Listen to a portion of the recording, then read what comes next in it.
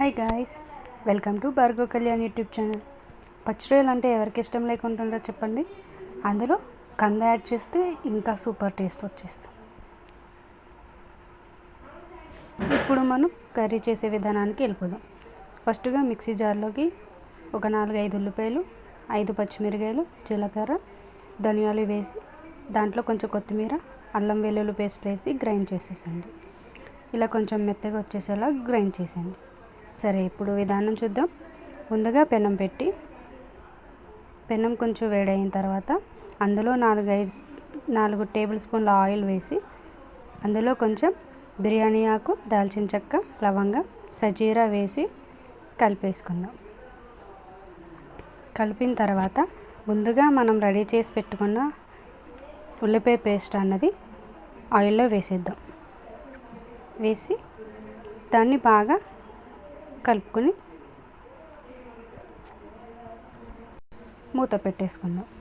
ఒక 2-3 మినిట్స్ మూత పెట్టేసుకున్నాక తర్వాత మూత ఓపెన్ చేసి మగ్గిందా లేదన్నది చూసుకొని చివరి చూసారా ఆయిల్ ఎలా వచ్చిందో అలా రావాలన్నమాట. దాంట్లో కొంచెం ఉప్పు, ఒక చిటికెడు పసుపు వేసుకొని కలుపుకుందాం.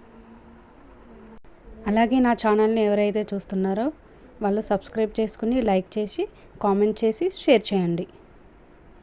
సబ్స్క్రైబ్ చేసుకుంటే నేను ఏ వీడియోస్ పెట్టినా మీకు నోటిఫికేషన్ వస్తుంది. ఉల్లిపాయ పేస్ట్ అన్నది దోరగా వేపుకొని మెరూన్ కలర్ వచ్చేంతవరకు కలుపుకోవాలి. అందులో ఇప్పుడు నేను రొయ్యలు వేస్తున్నాను అనమాట. ఇవి ఎలా క్లీన్ చేసుకోవాలంటే రొయ్యల్లో కొంచెం పసుపు, ఉప్పు, వాటర్ వేసి బాగా క్లీన్ చేసుకోండి. నీచు వాసన అన్నది రాదనమాట. వేసేసుకున్నాక బాగా కలుపుకొని మూత పెట్టేసేయండి. ఒక 2-5 నిమిషాలు మూత పెట్టేసి మగ్గనివ్వండి.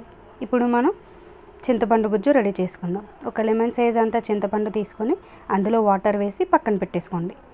ఇప్పుడు మూత పెట్టేసింది, మనం మూత తీసుకొని అది బాగా కలుపుకోండి.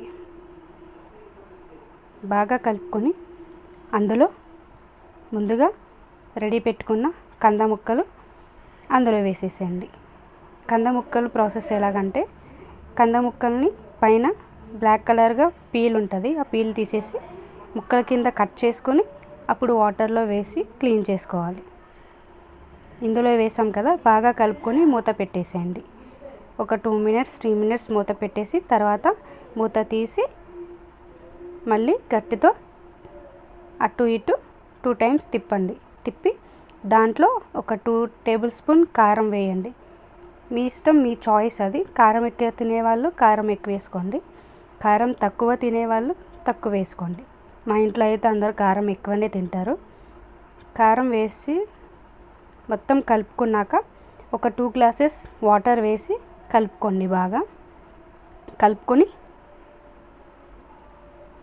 మూత పెట్టేసేయండి. మూత పెట్టేసి ఒక 5 మినిట్స్ అలా మగ్గిన తర్వాత చింతపండు గుజ్జు రెడీ చేసుకున్నాం కదా మనం, అది వేసేసేయండి. ఒక 10 మినిట్స్ లో ఫ్లేమ్లో పెట్టి ఉడకనివ్వండి.